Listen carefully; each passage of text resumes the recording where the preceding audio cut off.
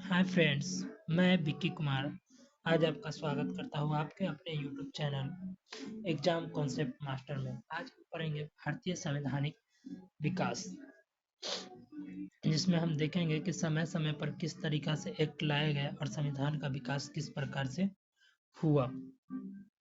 चलिए शुरू करते हैं। भारतीय संविधान के विकास का संक्षिप्त इतिहास।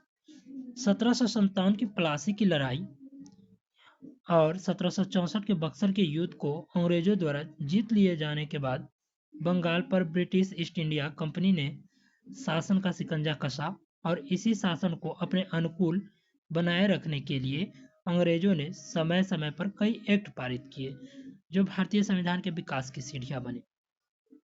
वे निम्न हैं वे निम्न 1773 का रेगुलेटिंग एक्ट।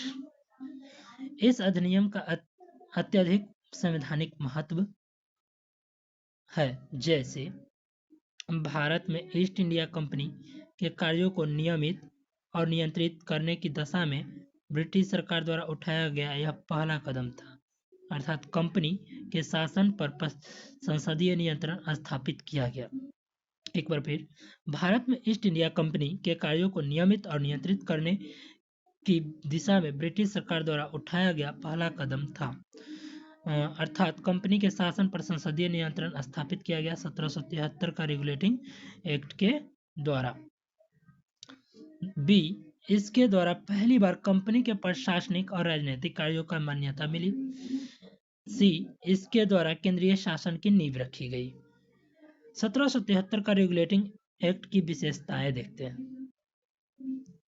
इस अधिनियम के द्वारा बंगाल के गवर्नर को बंगाल के गवर्नर जनरल का पद का नाम दिया गया।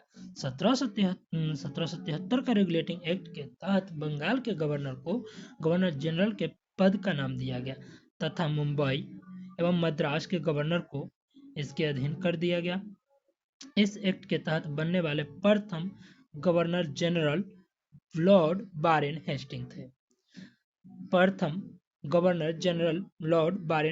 थे। दूसरा, इस एक्ट के अंतर्गत कलकत्ता प्रेसिडेंसी में एक ऐसी सरकार स्थापित की गई जिसमें गवर्नर जनरल और उसकी परिषद के 4 सदस्य थे जो अपने सत्ता के उपयोग संयुक्त रूप से करते थे। इस अधिनियम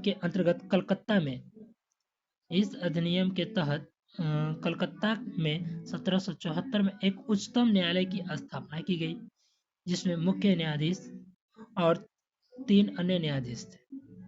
इसके अंतर्गत प्रमुख मुख्य न्यायाधीश सर एलिजा एम्पे थे। अन्य 3 न्यायाधीश चैम्बर्स, लेमेस्टर और हाइड थे।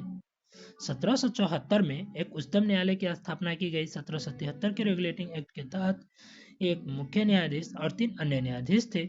प्रथम मुख्य न्यायाधीश सर एलिजा एम्पे और 3 अन्य न्यायाधीश चैम्बर्स, लेमेस्टर, हाइड थे।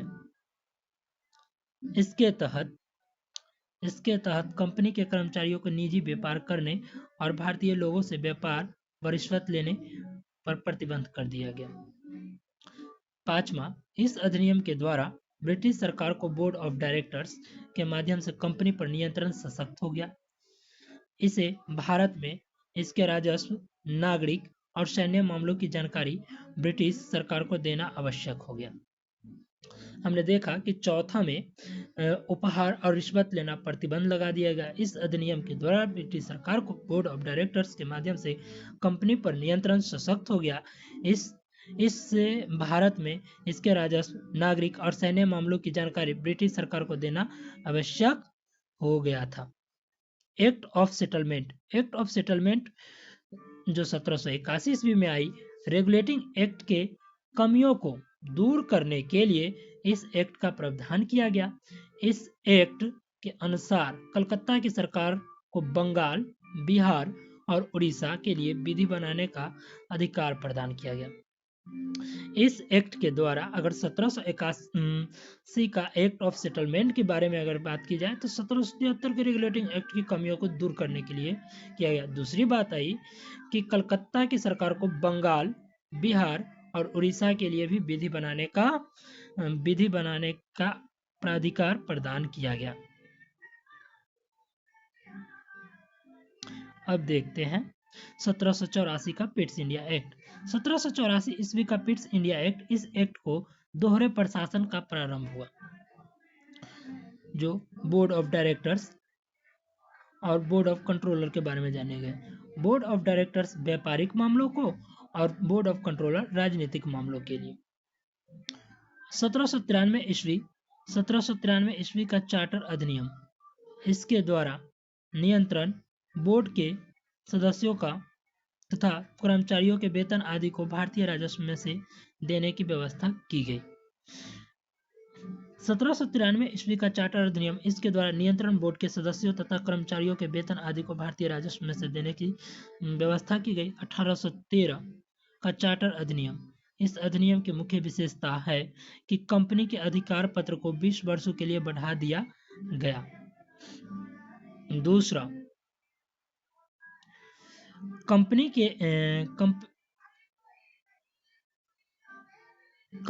के भारत के साथ व्यापार करने के एकाधिकार को छीन लिया गया, किंतु उसे चीन के साथ व्यापार एवं पूर्वी देशों के साथ चाय के व्यापार के संबंध में 20 वर्षों के लिए एकाधिकार प्राप्त रहा। कुछ सीमाओं के अधीन सभी ब्रिटिश एक बार देखते हैं, एक सेकेंड। नागरिकों के लिए साथ व्यापार खोल दिया गया। नागरिकों के लिए भारत के साथ व्यापार खोल दिया गया। 1813 से पहले ईसाई पादरियों को भारत आने की आज्ञा नहीं थी, परंतु 1813 ईस्वी के अधिनियम द्वारा ईसाई पादरियों को आज्ञा प्राप्त करके भारत आने की सुविधा मिली। 1833 ईस्वी का चार्टर अधिनियम, इस अधिनियम की मुख्य विशेषताएं है कि पहला, इसके द्वारा कंपनी के व्यापारिक अधिकार पूर्णतः समाप्त कर दिए गए। 1833 के चार्टर अधिनियम के तहत ही कंपनी का व्यापारिक अधिकार पूर्णतः समाप्त कर दिया। दूसरा, अब कंपनी का कार्य ब्रिटिश सरकार की ओर से भारत पर शासन करना रह गया। तीसरा, बंगाल के गवर्नर जनरल को भारत का गवर्नर जनरल कहा जाने लगा। 4, बंबई तथा मद्रास की परिषदों की विधि निर्माण शक्तियों को वापस ले लिया गया। 5वां, विधिक परामर्श हेतु गवर्नर जनरल की परिषद में विधि सदस्य के रूप में चौथे सदस्य को भी शामिल किया गया। और छठा हम देखते हैं कि भारत में दास प्रथा को विधि विरुद्ध घोषित कर दिया गया। छठा हम देखते हैं कि भारत में दास प्रथा को विधि विरुद्ध घोषित कर दिया गया। उसके बाद तथा 1843 ईस्वी में उसका उन्मूलन कर दिया गया। 7वां अधिनियम की धारा 87 के तहत कंपनी के अधीन पद धारण करने के लिए किसी व्यक्ति को धर्म, जन्म स्थान, मूल, वंश या रंग के आधार पर अयोग्य न ठहराया जाने का उपबंध किया गया। 8वां, गवर्नर जनरल की परिषद को राजस्व के संबंध में पूर्ण अधिकार प्रदान करते हुए गवर्नर जनरल को संपूर्ण देश के लिए एक ही बजट तैयार करने का अधिकार दिया गया। भारतीय कानून का वर्गीकरण किया गया तथा इस कार्य के लिए विधि आयोग की नियुक्ति की व्यवस्था की गई। 1834 में लॉर्ड मैकाले की अध्यक्षता में प्रथम विधि आयोग की गठन की गई। तो आपसे पूछेगा कि विधि आयोग की गठन कब किया गया, तो 1834 में। किसकी अध्यक्षता में? लॉर्ड मैकाले की अध्यक्षता में। 1853 का चार्टर अधिनियम, इस अधिनियम की मुख्य विशेषताएं हैं कि पहला, इस अधिनियम के द्वारा सेवाओं में नामजदगी का सिद्धांत समाप्त कर कंपनी के महत्वपूर्ण पदों को प्रतियोगी परीक्षाओं के आधार पर भरने की व्यवस्था की गई। इसके द्वारा 1854 ईस्वी में मैकाले समिति की नियुक्ति की गई। इस अधिनियम के द्वारा गवर्नर जनरल की परिषद के विधायी एवं प्रशासनिक कार्यों को अलग कर दिया गया। इसके तहत परिषद में 6 नए पार्षद जोड़े गए, जिन्हें विधान पार्षद कहा गया। अब देखेंगे हम 1858 का भारत शासन अधिनियम। कहता है कि 1858 ईस्वी का भारत शासन अधिनियम, इस अधिनियम की विशेषता है भारत पर शासन कंपनी से लेकर ब्रिटिश क्राउन के हाथों में सौंपा गया। भारत में मंत्री पद की व्यवस्था की गई और तीसरा 15 सदस्यों की भारत परिषद का सृजन हुआ। 8 सदस्य ब्रिटिश सरकार द्वारा एवं 7 सदस्य कंपनी के निदेशक मंडल द्वारा। चौथा, भारतीय मामलों पर ब्रिटिश संसद का सीधा नियंत्रण स्थापित किया गया।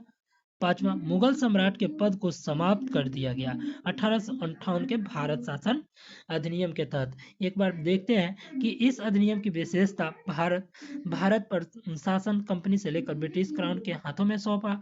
भारत में मंत्री पद की व्यवस्था की गई। 15 सदस्यों की भारत परिषद का सृजन किया गया, जिसमें 8 सदस्य ब्रिटिश सरकार से और 7 सदस्य कंपनी के निदेशक मंडल के द्वारा। अब देखते हैं छठा, इस अधिनियम के द्वारा बोर्ड ऑफ डायरेक्टर्स तथा बोर्ड ऑफ कंट्रोलर को समाप्त कर दिया गया।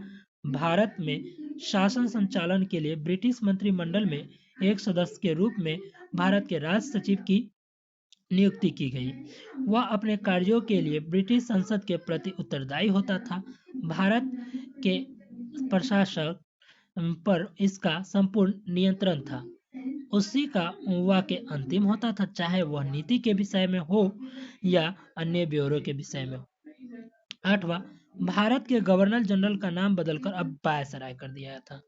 अतः इस समय के गवर्नर जनरल लॉर्ड कैनिंग और अंतिम गवर्नर जनरल एवं प्रथम वायसराय हुए। अंतिम गवर्नर जनरल और प्रथम वायसराय के रूप में किन्हें नियुक्त किया गया? तो लॉर्ड कैनिंग को। अब देखते हैं हम 1861 का भारत परिषद अधिनियम। 1861 ईस्वी का भारत परिषद अधिनियम। इस अधिनियम की विशेषता है, गवर्नर जनरल की कार्यकारिणी परिषद का विस्तार किया गया। विभागीय प्रणाली का प्रारंभ हुआ, जो लॉर्ड कैनिंग के द्वारा किया गया। गवर्नर जनरल को पहली बार अध्यादेश जारी करने की शक्ति प्रदान की गई। पहला, गवर्नर जनरल की कार्यकारिणी परिषद का विस्तार किया गया। दूसरा, विभागीय प्रणाली का प्रारंभ हुआ। तीसरा, गवर्नर जनरल को पहली बार अध्यादेश जारी करने की शक्ति प्रदान की गई। ऐसा अध्यादेश की अवधि मात्र 6 महीने की होती थी। 4, गवर्नर जनरल को बंगाल, उत्तर पश्चिमी सीमा प्रांत और पंजाब के विधान परिषद स्थापित करने की शक्ति प्रदान की गई। इसके द्वारा कानून बनाने की प्रक्रिया में भारतीय प्रतिनिधियों को शामिल करने की शुरुआत हुई। आगे है व्यवसाय। वायसराय कुछ भारतीयों को विस्तारित परिषद और गैर सरकारी सदस्यों के रूप में नामांकित कर सकता था। नोट है 1862 में लॉर्ड कैनिंग ने 3 भारतीयों, बनारस के राजा, पटियाला के महाराजा और सर दिनकर राव को विधान परिषद में मनोनीत किया। 1873 ईस्वी का अधिनियम। इस अधिनियम के द्वारा यह उपबंध किया गया कि ईस्ट इंडिया कंपनी को इस कंपनी के समय किसी भी समय भंग किया जा सकता है। 1 जनवरी 1884 ईस्वी को ईस्ट इंडिया कंपनी को औपचारिक रूप से भंग कर दिया गया। कहता है कि 1873 का अधिनियम, इस अधिनियम के द्वारा उपबंध किया गया कि ईस्ट इंडिया कंपनी को किसी भी समय भंग किया जा सकता है और इसको पारित किया गया 1 जनवरी 1884 ईस्वी को ईस्ट इंडिया कंपनी को भंग भी कर दिया गया। शाही उपाधि अधिनियम 1876 ईस्वी। इस अधिनियम के द्वारा गवर्नर जनरल को केंद्रीय कार्यकारिणी में 6ठे सदस्य में नियुक्त कर उसे लोक निर्माण विभाग का कार्य सौंपा गया। 28 अप्रैल 1876 ईस्वी को एक घोषणा द्वारा महारानी विक्टोरिया को भारत की सम्राज्ञी घोषित किया गया। शाही उपाधि अधिनियम 1876 ईस्वी में आता है और इस अधिनियम के द्वारा गवर्नर जनरल को केंद्रीय कार्यकारिणी के 6ठे सदस्य की नियुक्ति कर उसे लोक निर्माण विभाग का कार्य सौंपा गया। 28 अप्रैल 1876 ईस्वी को एक घोषणा द्वारा महारानी विक्टोरिया को भारत की सम्राज्ञी घोषित की गई और 1892 ईस्वी का भारत परिषद अधिनियम हम देखेंगे। इसकी विशेषता है अप्रत्यक्ष चुनाव प्रणाली की शुरुआत हुई। 1892 में अप्रत्यक्ष चुनाव प्रणाली की शुरुआत। इसके द्वारा राजस्व एवं व्यय अथवा बजट पर बहस करने तथा कार्यकारिणी से प्रश्न पूछने की शक्ति दी गई। 1909 का भारत परिषद अधिनियम, जिसे मार्ले मिंटो सुधार के नाम से भी जाना जाता है। पहली बार मुस्लिम समुदाय के लिए पृथक प्रतिनिधित्व का उपबंध किया गया। इसके अंतर्गत मुस्लिम सदस्यों का चुनाव मुस्लिम मतदाता ही कर सकते थे। भारत सरकार अधिनियम के तहत पहली बार विधायिका में कुछ निर्वाचित प्रतिनिधित्व की मंजूरी। इस प्रकार इस अधिनियम ने सांप्रदायिकता को वैधानिकता प्रदान की और लॉर्ड मिंटो को सांप्रदायिक निर्वाचन के जनक के रूप में जाना। 1909 का भारत परिषद अधिनियम, एक बार फिर से देखते हैं, जिसे मार्लो मिंटो के सुधार के रूप में जाना जाता है। पहली बार मुस्लिम समुदाय के लिए पृथक प्रतिनिधित्व का उपबंध किया गया। इसके अंतर्गत मुस्लिम समुदायों का चुनाव मुस्लिम मतदाता ही कर सकते थे। भारत सरकार अधिनियम के तहत पहली बार विधायिका के कुछ निर्वाचित प्रतिनिधित्व की मंजूरी। इस प्रकार इस अधिनियम में ने सांप्रदायिकता और वैधानिकता प्रदान की और लॉर्ड मिंटो को सांप्रदायिक निर्वाचन के जनक के रूप में जाना गया। भारतीयों को भारत सचिव एवं गवर्नर जनरल के कार्यकारिणी परिषद की नियुक्ति की गई। तीसरा, केंद्रीय और प्रांतीय विधान परिषदों को पहली बार बजट पर वाद विवाद करने, सार्वजनिक हित के विषयों पर प्रस्ताव पेश करने और पूरक प्रश्न पूछने और मत देने का अधिकार मिला। 4 प्रांतीय विधान परिषदों की संख्या वृद्धि की गई और 5 सत्येंद्र प्रसाद सिन्हा वायसराय के कार्यकारिणी परिषद के प्रथम सदस्य बने। उन्हें विधि सदस्य बनाया गया।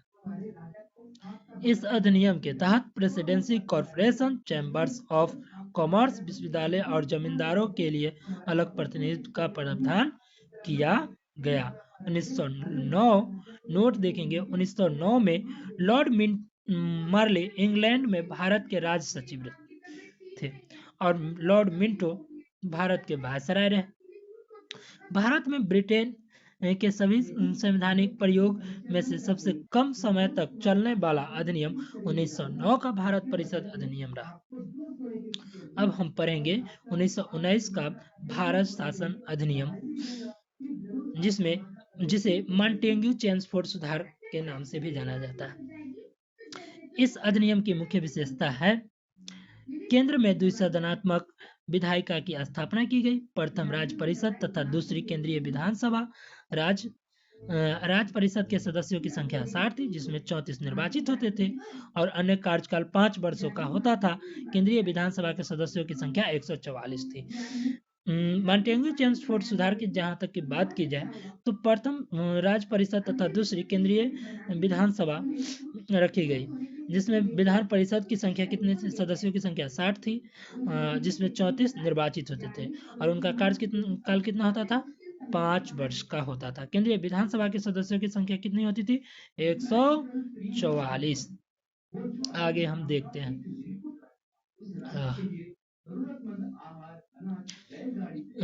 144 होती थी, जिनमें 104 निर्वाचित तथा 40 मनोनीत होते थे। इनका कार्यकाल 3 वर्षों का होता था। दोनों सदनों के अधिकार समान थे। इनमें सिर्फ एक अंतर था कि बजट पर स्वीकृति प्रदान करने का अधिकार निचले सदन को था। दूसरा, प्रांतों में द्वैध शासन प्रणाली प्रवर्तन किया गया। प्रांतों में द्वैध शासन के जनक लियोनस कार्टियस थे। इस योजना के अनुसार प्रांतीय विषयों को 2 उपवर्गों में विभाजित किया गया, आरक्षित तथा हस्तांतरित। आरक्षित विषय के बारे में जानते हैं।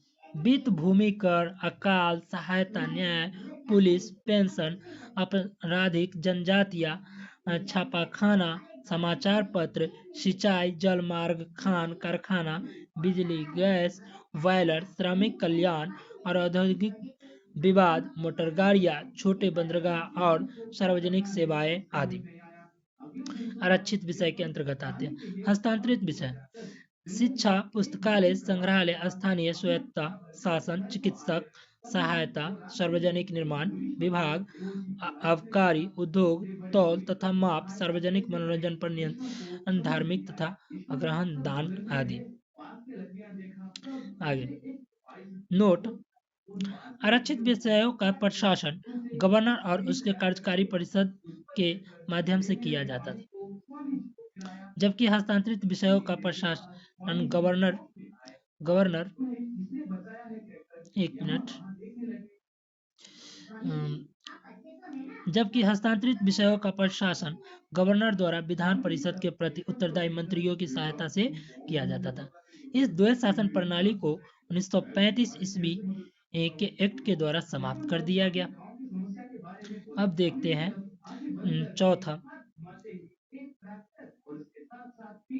चौथा भारत सचिव को अधिकार दिया गया कि वह भारत में महालेखा परीक्षक की नियुक्ति करे। भारत सचिव को अधिकार दिया गया कि वह भारत में महालेखा परीक्षक की नियुक्ति कर सकता है। इस अधिनियम ने भारत में एक लोक सेवा आयोग के गठन का प्रावधान किया। अतः 1926 ईस्वी में ली आयोग 1923-24 की सिफारिश पर सिविल सेवक की भर्ती के लिए केंद्रीय लोक सेवा आयोग का गठन किया गया। 1926 ईस्वी में ली आयोग 1923-24 की सिफारिश पर सिविल सेवकों की भर्ती के लिए केंद्रीय लोक सेवा आयोग का गठन किया। छठा, इस अधिनियम के अनुसार वायसराय की कार्यकारी परिषद में 6 सदस्यों में से कमांडर इन चीफ को छोड़कर 3 सदस्यों को भारतीय होना आवश्यक था। इसने सांप्रदायिक आधार पर सिख, भारतीय, ईसाइयों, आंग्ल भारतीयों और यूरोपियों के लिए भी पृथक निर्वाचन के सिद्धांत पर विस्तारित किया। इसमें पहली बार केंद्रीय बजट को राज्य के बजट से अलग कर दिया गया। नौवां, इसके अंतर्गत एक वैधानिक आयोग का गठन किया गया जिसका कार्य 10 वर्ष बाद जांच करने के बाद अपनी रिपोर्ट प्रस्तुत करना था। इस अधिनियम में केंद्रीय विधानसभा में वायसराय के अध्यादेश को जारी करने की शक्ति को निम्न रूप में बनाए रखा गया। कुछ विषयों से संबंधित विधेयकों को विचारार्थ प्रस्तुत करने के लिए उसकी पूर्व अनुमति आवश्यक थी। उसे भारतीय विधानसभा द्वारा पारित किसी भी विधेयक को वीटो करने या सम्राट के विचार के लिए आरक्षित करने की शक्ति थी। उसे यह शक्ति थी कि विधानमंडल द्वारा नामंजूर किए गए या पारित न किए गए किसी विधेयक या अनुदान को प्रमाणित कर दे तो ऐसा प्रमाणित विधेयक को विधानमंडल द्वारा पारित विधेयक के समान हो जाता था। वह आपात स्थिति में अध्यादेश बना सकता था जिनका अस्थायी अवधि के लिए विधिक प्रभाव होता था। अब हम देखेंगे नेक्स्ट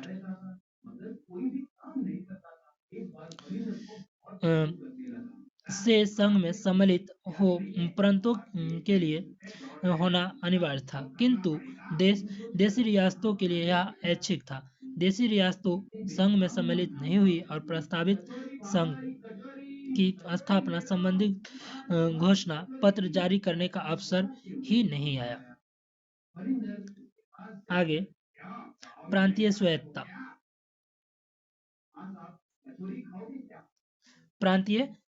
इस अधिनियम के द्वारा प्रांतों में द्वैत शासन की व्यवस्था का अंत कर उन्हें स्वतंत्र और प्रशासनिक संवैधानिक आधार प्रदान किया गया।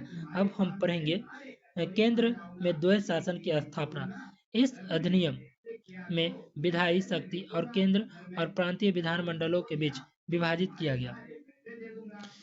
इसके तहत परिसंघ सूची, प्रांतीय सूची एवं समवर्ती सूची का निर्माण किया गया। हम देखेंगे परिसंघ सूची के विषयों पर परिसंघ विधानमंडल को विधान बनाने की अन्य शक्ति थी। इस सूची में विदेशी कार्य, करेंसी और मुद्रा, नौसेना, सेना, वायुसेना, जनगणना जैसे विषय थे। परिसंघ सूची में रखा गया मुद्रा, नौसेना, वायुसेना, जनगणना जैसे विषय। इस पर विधि बनाने की शक्ति विधानमंडल को। तो बाद प्रांतीय सूची के विषयों पर प्रांतीय विधानमंडलों की अन्य आधिकारिकता थी, यानी इस सूची में वर्णित विषयों पर प्रांतीय विधानमंडल को कानून बनाने का अधिकार था। प्रांतीय सूची के कुछ विषय थे: पुलिस, प्रांतीय लोक सेवा और शिक्षा। सी, समवर्ती सूची के विषयों पर परिसंघ एवं प्रांतीय विधानमंडल दोनों विधान बनाने के लिए समक्ष थे। समवर्ती सूची के कुछ विषय थे: दंड विधि और प्रक्रिया, सिविल प्रक्रिया, विवाह एवं विच्छेद आदि। समवर्ती सूची के विषयों पर परिसंघ एवं प्रांतीय मंडलों दोनों विधान बनाने के लिए समक्ष थे। समवर्ती सूची के कुछ विषय थे: दंड विधि और प्रक्रिया, सिविल प्रक्रिया, विवाह एवं विवाह विच्छेद आदि। ऊपर उल्लेखित उपबंधों के अधीन रहते हुए किसी भी विधानमंडल को दूसरे की शक्तियों का अतिक्रमण करने का अधिकार नहीं था। लेकिन वायसराय द्वारा आपात उद्घोषणा किए जाने पर परिसंघ विधानमंडल को प्रांतीय सूची के विषयों के विधान बनाने की शक्ति थी। दो प्रांतीय विधानमंडलों की अनुरोध पर भी परिसंघ का विधानमंडल प्रांतीय विधानमंडल के विषय में विधान बना सकती थी। समवर्ती सूची के विषयों पर परिसंघ विधि प्रांत की विधि पर अविभावित थी। इस अधिनियम में अवशिष्ट विधायी शक्ति वायसराय को दी गई थी। नोट: 1935 अधिनियम के बारे में नेहरू एवं अंबेडकर की उक्ति है कि यह अधिनियम गुलामी का अधिकार पत्र है। दूसरा, एक कार अंबेडकर ने कहा, एक कार जिसमें ब्रेक तो है पर इंजन नहीं है। नेहरू ने कहा गुलामी का अधिकार पत्र, और दूसरा उक्ति उन्होंने कहा कि एक कार जिसमें ब्रेक तो है पर इंजन नहीं है। अंबेडकर कहते हैं, मुझे इस आरोप के संबंध में कोई क्षमा नहीं मांगनी है कि संविधान के प्रारूप में गवर्नमेंट ऑफ इंडिया एक्ट 1935 के बड़े भाग को पुनः उत्पादित कर दिया गया है। संघीय न्यायालय की व्यवस्था। इस अधिकार क्षेत्र प्रांतों तथा रियासतों का एक विस्तृत था। इस न्यायालय में एक मुख्य न्यायाधीश तथा दो अन्य न्यायाधीश की व्यवस्था की गई। न्यायालय से संबंधित अंतिम शक्ति प्रिवी काउंसिल को प्राप्त थी। 5वां, ब्रिटिश संसद की सर्वोच्चता। इस अधिनियम में किसी भी प्रकार के परिवर्तन का अधिकार ब्रिटिश संसद के पास था। प्रांतीय विधानमंडल और संघीय व्यवस्थापिका इसमें किसी प्रकार का परिवर्तन नहीं कर सकते थे। भारत परिषद का अंत। इस अधिनियम के द्वारा भारत परिषद को अंत कर दिया गया। अब हम देखेंगे 7वां, सांप्रदायिक निर्वाचन पद्धति का विस्तार। संघीय तथा प्रांतीय व्यवस्थापिकाओं में विभिन्न संप्रदायों को प्रतिनिधित्व देने के लिए सांप्रदायिक निर्वाचन पद्धति को जारी रखा गया। उसका विस्तार दलित जातियों, महिलाओं और मजदूर वर्ग तक किया गया। इस अधिनियम में प्रस्तावना का अभाव था।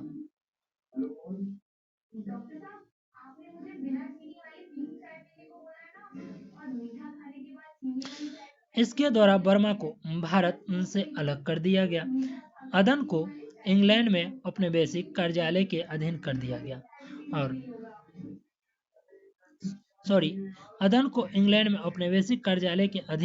गया और बरार को मध्य प्रांत में शामिल कर लिया गया। 10वां, इसके अंतर्गत देश की मुद्रा को और साख पर नियंत्रण के लिए भारतीय रिजर्व बैंक की स्थापना की गई। 10वां, इसके अंतर्गत देश की मुद्रा और साख पर नियंत्रण के लिए भारतीय रिजर्व बैंक की स्थापना की गई।